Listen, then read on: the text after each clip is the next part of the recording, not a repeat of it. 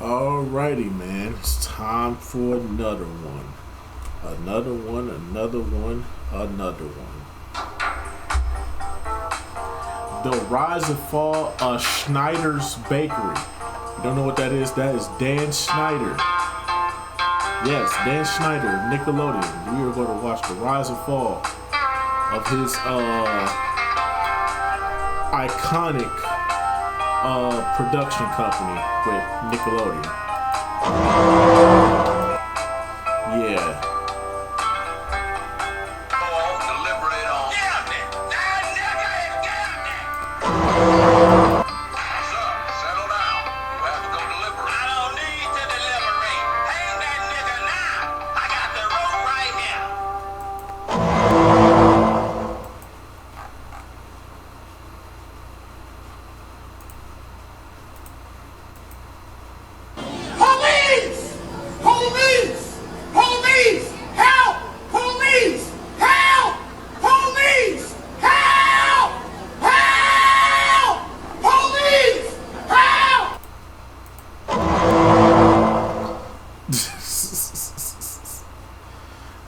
So without further ado, let's get right into it. The following program is intended for a mature audience. Viewer discretion is advised. So, this intro is going to be very short, as the topic in which we're going to talk about is pretty difficult for a lot of people. Now, on this channel, I like to dedicate having fun while also educating you guys about the various studios and what goes on in Hollywood. And this takes the cake, because all the information in this one, oh yeah, it gets very disturbing, to say the least. So with that being said, this is the story of a bakery.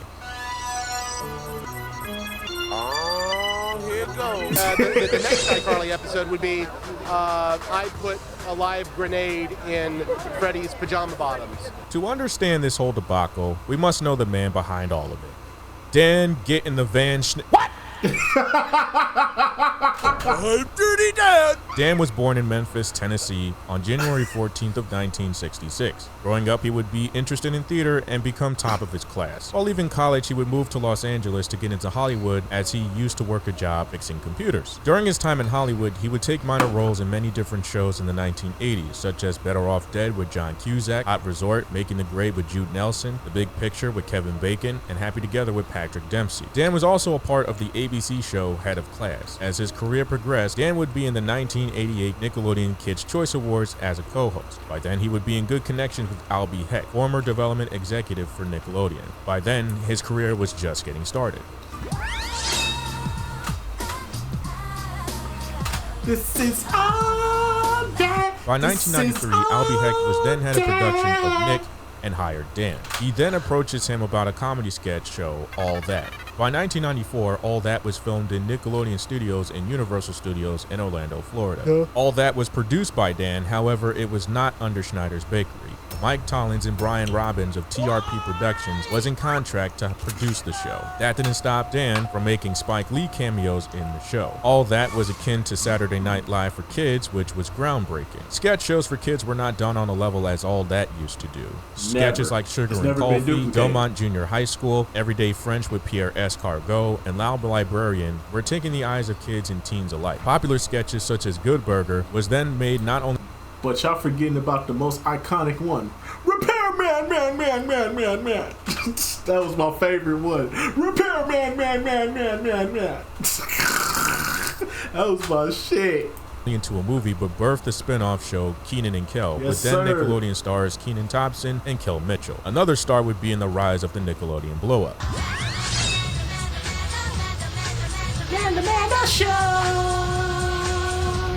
Amanda Bynes would be a heavy hitter in the mid to late 90s. In her early years, would do commercials for Bunch of Crunch and Taco Bell. She would be casted by Nickelodeon executives through a kids' comedy club she would do at the Laugh Factory in LA. Dan would see that Amanda Bynes would be the next big thing, as Kenan Thompson, Kel Mitchell, Drake Bell, and Josh Peck, who were doing numbers with most kids. By the late 90s, would make Amanda the headliner of her own show, The Amanda Show. With mixed reviews, it would not last too long. However, the next runners-up would be Drake Bell and Josh Peck from the show sketches on The Amanda Show. In 2001, it would end while Amanda would grow into older roles in the WB show What I Like About You, written by Dan to keep up the hype of Amanda Bynes. The show would last until 2005, while she would go on to movies such as Big Fat Liar with Frankie Muniz, written by Dan, What a Girl Wants, Hairspray, Robots, She's the Man, and Easy A. We're back with more of tonight's Snick on Air Dare. During the rise of Snick in 2002, Snick would air Snick on Air Dare, which was written by Dan with the All That cast. The cast would be in glass tubes and chosen at random. The dares would be on the lines of Fear Factor, hosted by Joe Rogan. Dares like eating a scorpion, sitting in chili, shaving a principal's legs, and being pecked by chickens, or the infamous one, being submerged in peanut butter and being licked by dogs. Yeah, and the sad part about all this is, all this shit wasn't fake. This shit was real. They had actual kids going through Fear Factor shit on this channel for our entertainment. We as kids, we so dumb. We thinking like, oh, this can't be real. This can't be real. This gotta be them just faking it. No, this shit was real. The scorpions, the fucking dogs, peanut butter, all that shit. All this shit was real. They were really putting these kids through this shit for the amusement of us. Salute. Yeah, we're not showing that. The Dare segments were run until Snick would be rebranded, while in addition would change lineups in programming such as The Nick Cannon Show, Cousin Skeeter, and Romeo during the pivot. Now in this time, there were no outrage or calls to action until years later, before Quiet on Set.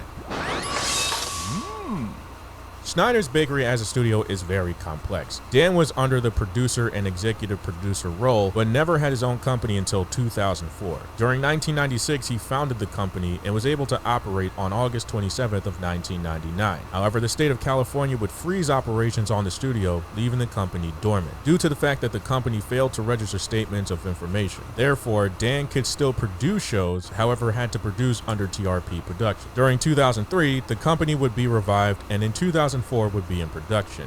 Nickelodeon would want a buddy show, and Dan would have Drake Bell and Josh Peck star in a spin-off show, Drake and Josh. After the success ratings, Zoe 101 would premiere in 2005, albeit production on the show would be in 2004. Fast forward with the success of both shows would have Miranda Cosgrove have her own spin-off, iCarly, which was groundbreaking at the time during the takeoff of social media sites such as YouTube and Facebook when it aired in 2007. With supporting actors Jeanette McCurdy, Nathan Kress, and Jerry Traynor, the success of the show would carry for 5 seasons. After iCarly came Victorious, with Victoria Justice, Elizabeth Giles, Ariana Grande, Daniela Monet, Yvonne Gogia, and Leon Thomas III. iCarly and Victorious would see crossover episodes to compete with Disney live-action shows, getting crossover episodes as well. During 2012 and 13, iCarly and Victorious would end their seasons, and Ariana Grande and Jeanette McCurdy would get their spin-off show, Sam and Cat. Due to the low ratings, while Ariana Grande was focusing more on her solo singing career, the show would only get a year of airtime. 2014, Henry Danger with Jace Norman, Cooper Barnes, and Riley Downs would air for 5 seasons. While Henry Danger kept Schneider's Bakery afloat, Game Shakers with Kel Mitchell saw only 3 seasons from 2015 to 2017.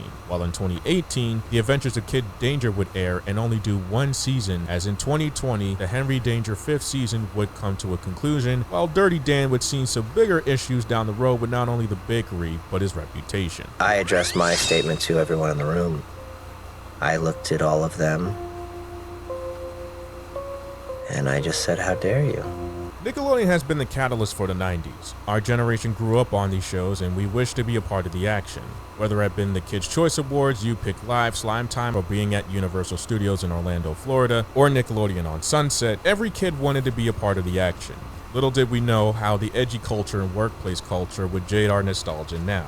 In the 90s, Dirty Dan's rise to fame would corrupt Nick from the inside out. Damn. Reports of writers sharing salaries, uncomfortable work conversations, long work hours, and unsafe working conditions came out against many employees at Nickelodeon, which were denied by the company and or went underreported due to the fear of termination. But it does not get any better. Racism was made public during the documentary Quiet on Set. Many of the black actors during their time of All That and The Amanda Show stated that Dirty Dan would not give the same opportunities while also making sketches that were stereotypical to negative attributes of the black community. Favoritism was a huge indicator.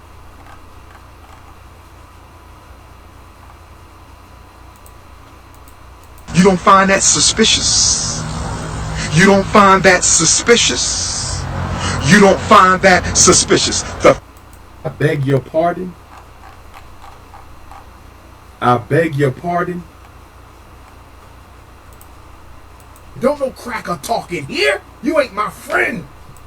If Dan was going to give an opportunity to someone on the show or on set, which deterred many child actors who were growing into the industry, as well as crew just starting out or getting their big break. Crew members expressed Dirty Dan's fixation on then Nickelodeon stars Amanda Bynes, giving her 2 shows to maximize her success as well as his status in Hollywood. After The Amanda Show was a failure while also branching out to movies in the mid-2000s, Dirty Dan would also aim to give Amanda Bynes emancipation from her family after Amanda would run away and go to the director for help. Years later, as the luster was wearing off on Amanda, Dirty Dan would drop her to focus on Schneider's Bakery originals. While Amanda would fade out of the spotlight, many more dark secrets would come out. Predators on set were reported during the time of the productions. Jason Handy, who would do cameo showings on All That, was arrested on April 12th of 2003 for lewd acts with a minor. Reports of a 9-year-old girl on the set of Cousin Skeeter was preyed upon by the Nickelodeon crew member, while also having 10,000 images of minors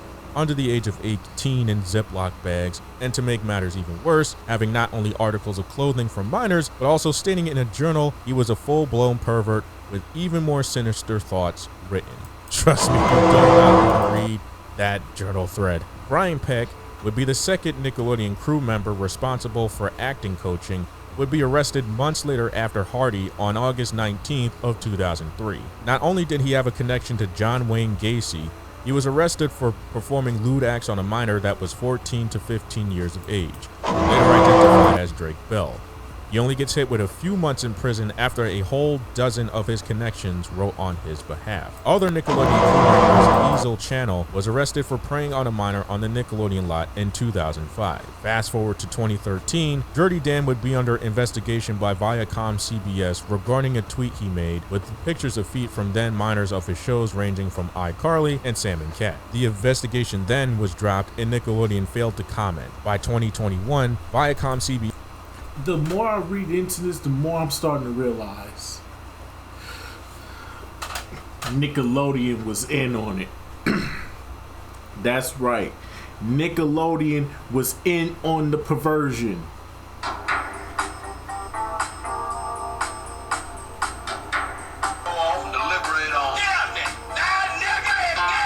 Think about it.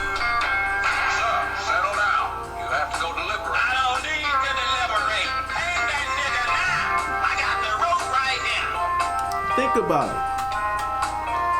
Dan Schneider is being accused of all these things. They drop all the charges. You wanna know why? Because they're in on it. Think. You really think they gonna risk the money? They in on it. They all perverts. Who hires well-known sexual predators and puts them around children anyway? Motherfuckers that's already in on it. Nickelodeon is full of fucking predators. But mark my fucking words. Nickelodeon as a whole, as a collective, is all fucking perverts in my personal opinion. Fuck out of here. CBS finished its investigation and Nickelodeon dropped Dan for verbal unsafe work environments and asking for massages from his female colleagues. Later in 2022, it would be exposed that his most sexual jokes on the shows were carefully written into shows, while Dan denies further allegations. Fox were shown on Nickelodeon on Sunset. While he may be gone, his legacy still lives on Netflix and Paramount Plus streaming platforms. It is still a part of the Nickelodeon library, even though Dan is gone. What is there left to say about Dirty Dan that hasn't been said already? People are saying #fire Brian Robbins, and for some people are saying that the shows Dan has done should be taken down. And for some people, it's separate. No, don't take none of them down. Motherfuckers are still fired. We can separate the art from the artist. I'm not saying that Dan is right by any means. Dan deserves to be locked up. Dan deserves to be locked up. Let's get that clear. But his shows should remain. The shows should be separated from him. Take his publishing and all that off, and just put Nickelodeon at the end of every show, because they're owned by Nickelodeon. It's Nickelodeon's IP. Just let them have them. But don't get rid of them. No, don't get rid of the classics, my boy. Let's not get rid of the classics now. I still want to watch my shows every now and again. Separating the artist from the art. To various degrees, I can understand both stances, to which I will say, Nickelodeon itself fired Dan at a time where the money was already made and unions couldn't get involved in the already vast list of complaints. Dan is a social pariah, however, still works in Hollywood. After Nickelodeon, the career hasn't been the same for Dan, as he hasn't released a show in over 5 years. In addition to the release of Quiet on Set, I don't think Dirty Dan will ever have the same impact as he once did. Thinking about the interview Dan release was the same fluff piece on BoJack Horseman, if you remember that episode, made to look like if Dan wasn't an aggressor in charge of his actions on set. But today, people are holding those in power or have been in power responsible. For Nickelodeon, it leaves a greater stain on the brand as a whole. I went over Nickelodeon once before, and now truly believe Nickelodeon can't be revived to its once former glory. Today's generation is geared to more nuanced shows and anime to where Nickelodeon can't compete anymore. Rebooting and recreating 90s shows won't do it anymore. Whereas firing Dan, unfortunately, if Nickelodeon were to ever create an edgy 90s era again, would have to have a man like Dirty Dan back on the team. But those days are over. Epilogue. Also, what the hell is that, man? Shave that off. Okay? I'm just saying. Whoa, just take it easy, man. Alrighty, so that's just gonna about do it for this one, man. Hey, man. Hey, man. That boy going to jail. One way or another, that boy going to jail. Him, Nickelodeon, you need to be sued for everything. Every actor, every child actor that has been under the Dan Schneider umbrella with them perverts deserve a piece of that SpongeBob money. Okay? It's ridiculous the shit y'all put these kids through and just turned a blind eye to. It is fucking egregious and it is fucking nasty work. I hope justice for those kids. I hope justice for all the victims that had to go through there and sit through all that. Even for the ones that wasn't like touched or talked to or anything like that by the people, they still had to work on set with them perverts. And everybody deserves a piece of the pie in that regard. Because that is ridiculous how they have these goddamn sexual predators on set with fucking minors. And Nickelodeon turns a blind eye. And Disney turned a blind eye. Disney, you next. But see, Disney got a lot of money. They got their hands in a lot of shit, a lot of politics. So Disney, we may not see Disney get in trouble until 20 years from now. But I'll be waiting. And I'll be happy to the motherfucker to see them go down. Because Disney, you been in your ass with. Why the fuck you made Toy Story 4 when Toy Story 3 was the best? That's neither here nor there. We getting off topic. Anyway, so that's just gonna about do it for this one, man. Justice for all the people that was involved with Nickelodeon and they fuckery. So yeah, man, that's just gonna about do it for this one. I'll see y'all in the next video. Till then, peace out.